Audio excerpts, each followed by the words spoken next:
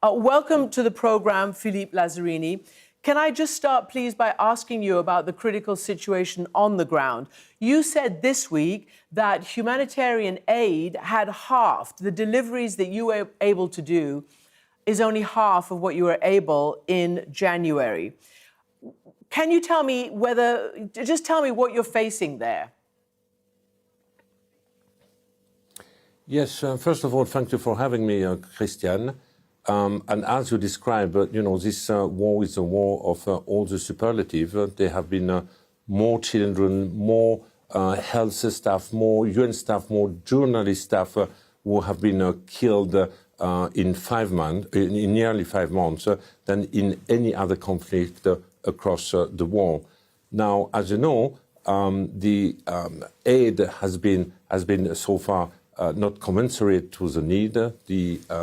Gaza has been under siege, and in January, when the International Court of Justice has asked the Israel and the international community to scale up its humanitarian assistance, in reality what we have seen has been a decrease. In fact, in February, the average assistance has been halved compared to January.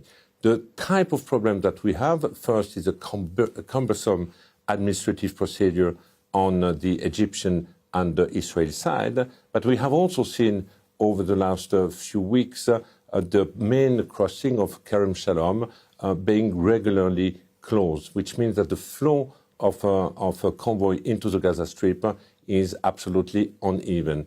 And because the assistance coming into the Strip is so little compared to the immensity of the needs, this has also created desperation, chaotic situation where convoys entering into the Gaza Strip have been regularly looted. And I need also to add that, we talk about a pocket of looming famine in the Gaza Strip, primarily in the north, and we haven't been allowed to bring any convoys from the south to the north since the 23rd of January. Okay, explain to me why, if there's a looming famine, which a lot of the international community seems to accept the diagnosis of various aid agencies and the health ministry there, why you can't move from the south to the north? That's not that's not the borders. If you've got trucks and aid in the south, why can't you move it to the people who need it in the north? Well, you have a certain number of checkpoints, Israeli military checkpoints, and you need to coordinate every move of convoys from the south to the north. And in reality, most of our demand to move convoys from the south to the north have been rejected. And whenever they have been accepted, we had also a number of security incidents. But the problem here, Christian, is that we are talking about a man-made famine, because we have a kind of a total blockage for the people who are living in the north. The answer would be extremely easy. It's political will. It's a decision to open a different crossing from the north, which would allow to bring urgent and critical assistance to the people who are trapped there. We hear more and more situations where there is not even enough animal food for human consumption for the people there. Wait, let me just stop you. What did you say? Animal food for human consumption? That's what they're relying on? There's not even enough of that? There is not even enough of animal fodder for people to eat or to do bread with animal fodder. Indeed. And we have more and more stories of this nature.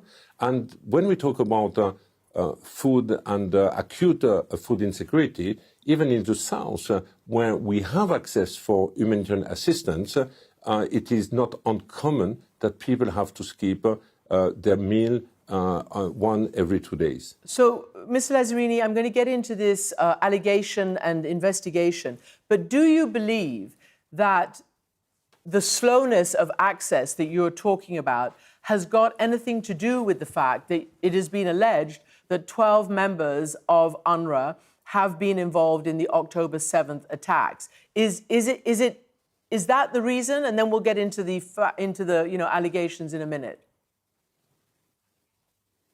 No, I don't believe that this is the reason, because it does not impact only UNRWA. Any other UN agency also are prevented to organize convoys from the south to the north, and we did not have so far any access from any crossing in the north to the people being trapped in Gaza City. Okay, so 18 donor countries, including the United States, have decided to suspend funding to UNRWA after the Israeli allegations.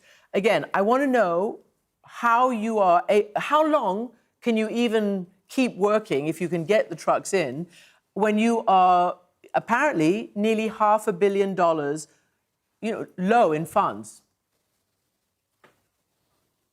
Well, let me start to comment on the allegation. I mean, there are allegations that 12 staff might have participated to the massacre of October 7. These are serious allegations, these are horrifying allegations, and would this be the case, it would be nothing else than a betrayal to the agency, but a betrayal also to the Palestinians in the Gaza Strip. Once these allegations have been communicated to me, we have taken swift action. The first one is not only to dismiss immediately the staff, but we have put in place an investigation. And we have also put in place a review of all the neutrality and risk management mechanism of the organization. Mm-hmm. So on that, we have reacted very swiftly. Despite that, there have been indeed 16 to 18 countries who have decided to pause temporarily or to freeze the contribution to the agency for a total amount of $450 million.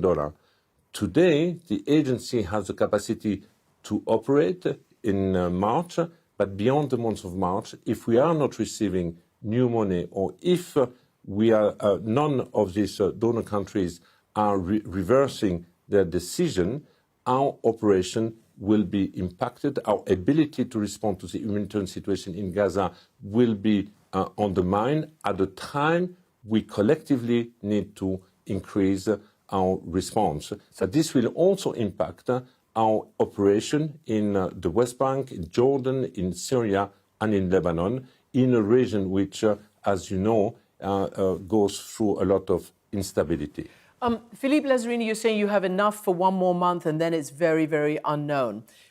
Did you have launched, you say, and you dismissed the people who were directly accused.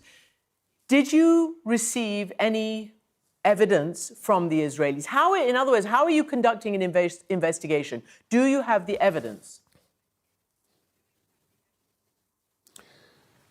We have an independent investigation taking place. It has been requested by the Secretary General on our demand. They are totally independent. To my knowledge, up to today, there haven't been any new information transmitted to UNRWA and to the United Nations. So for the time being, the only allegation available are the one which has been shared with me orally on January 18. We keep now calling to the Israeli authority to cooperate with the investigation team so that we can come to a swift conclusion about whether, yes or not, these people have participated to the horrible massacre of October 7. Could I ask you to react to an image that has been circulating, that has been written about by the Times of Israel, has been picked up by the Washington Post, and it reports that one UNRWA worker and names him, was seen on video kidnapping the body of an Israeli citizen whose name is Yonatan Samirano. Do you have any information about this allegation, and what is UNRWA's response? These are shocking images, horrible images, but again, we haven't received anything more than what we see on the media. The United Nations, UNRWA, have not received anything official from the Israeli authority, despite our repeated call for them to share evidence and to share information with our investigation team. but that you've seen the video. Does that name match a person you know? Can you detect anybody? Can you recognize anybody from that video? I personally cannot recognize the person on the video, as I indicated also that the name which have been transmitted to UNRWA match our staff list. This is the reason why I have taken this swift decision, not only to terminate the contract of these people, but at the same time to initiate this investigation. But the picture seen on CCTV, I cannot confirm whether if this person is really a staff member of UNRWA. For that, we need more forensic evidence to be provided to our investigation team, and we haven't received it. Given that, I just want to pull back a little bit. Look, metaphorically speaking, Israel has been at war with the UN since practically the creation of the UN and the creation of the State of Israel. They just think the UN is stacked against them. And when these allegations started coming out, the spokesman for the government, his name is Eylon Levy, said the following about UNRWA. UNRWA is a front for Hamas. It has been fundamentally compromised in three main ways: hiring terrorists on a massive scale, letting its infrastructure be used for Hamas military activity, and relying on Hamas for aid distribution in the Gaza Strip. It has been compromised in a way that makes it not only a tool of Palestinian terrorism against Israel, but also an ineffective mechanism of distributing aid to civilians in Gaza. Now, that's not new. It was several weeks ago. But what is your response to that? This is absolutely nonsense. There is today a campaign from some part of Israel to try to dismantle UNRWA, not because of this allegation, not because of its proximity with the de facto the Hamas authority in Gaza, but the real reason behind it is to try once for all to address the refugee statute. There is a belief that if UNRWA leaves Gaza, leaves the occupied Palestinian territory, that the refugee statute is addressed once for all, and through this also, it will also undermine the future aspiration of the Palestinian for self-determination. So Norway's Prime Minister has said that, the idea of terminating the whole UN agency, which is what Israel is calling for, over these 12 employees is not the answer, he says. It would be like disbanding an entire police force instead of holding bad actors accountable. And he's basically saying that without UNRWA, who would be responsible for the health, the education, the food of these 2.3 million people in the besieged Strip? Who would do it if it wasn't UNRWA and Israel was successful in getting it disbanded? This is so true, and I keep saying that it is short-sighted to call for the dismantlement of UNRWA today. Look at what this organization is all about. We are providing public services like education, like primary health, to one of the most destitute communities in the region, being the Palestinian refugees. Now, if tomorrow you have a ceasefire, we will enter into a long transition phase. If we do not have the primary tool to provide public services to hundreds of thousands of girls and boys deeply traumatized in the Gaza Strip, who we urgently need to bring back to an education framework, what will we do? We will just sow the seeds for further hatred, revenge, and resentment. There is no one else beside the state or a strong administration which can bring back such a number of children into primary and secondary schools. There is no UN agencies, there is no international organization, and certainly not the Palestinian authorities the day they will be present in the Gaza Strip. So it was the Norwegian foreign minister, but he also said any attempt to replace UNRWA now would be unable to match the infrastructure and support that you have and would anyway take too much time. But, okay, fine. So what do you say, again, to Israel, particularly the Prime Minister, whose day after talking points include getting rid of you? Can you see a situation where another agency could pick up those pieces? Or the Israeli state itself, if it's then in charge of the enclave? I think this is a really good question. There is absolutely no UN agency geared to provide public services to the scale UNRWA is providing to the Palestinian refugees in the Gaza Strip. So if you get rid of UNRWA, you need an authority, you need a functioning state to take over the activity. In fact, UNRWA is, unfortunately, a temporary lasting agency, and our ultimate goal is to transfer all our activities to an emerging state, which would be the outcome of a political solution. So the answer today is let's have a political trajectory, let's achieve a political solution and make sure that UNRWA once for all can phase out, because we would finally succeed what we haven't succeeded for more than 75 years. I want you also to comment, please, on a report in, I believe it was the Wall Street Journal, reporting about a US intelligence dossier, which was released sometime last week, February 21st, reporting low confidence, can you hear me? Low confidence that your employees had participated in the awful attacks of October 7th.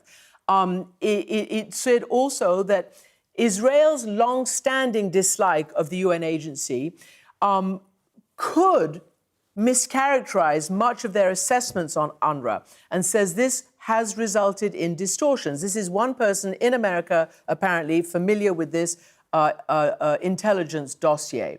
So have you briefed the Americans? What have they said to you about this? Because they said, look, it may have happened, but they can't say it with conclusive confidence, only low confidence.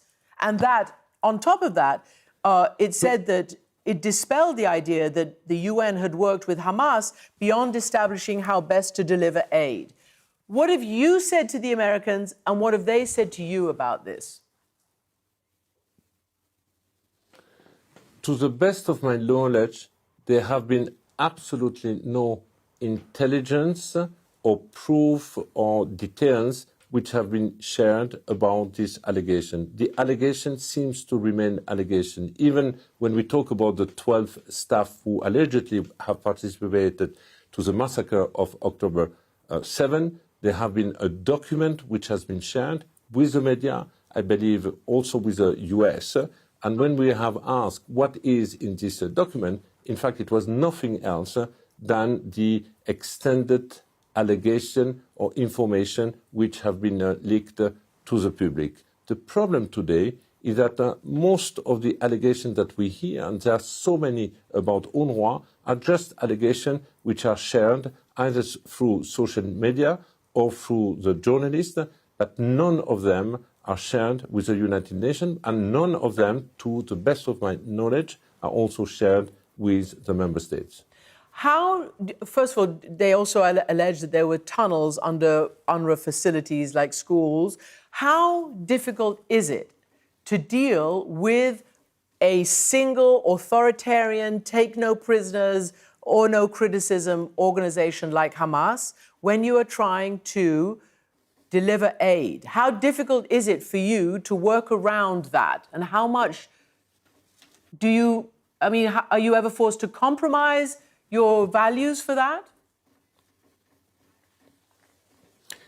As an agency, we have not been forced to compromise, because our mandate is really straightforward, is to bring to our school any children of the Palestinian refugees. We had 300,000 of them in our school, girls and boys, in the Gaza Strip.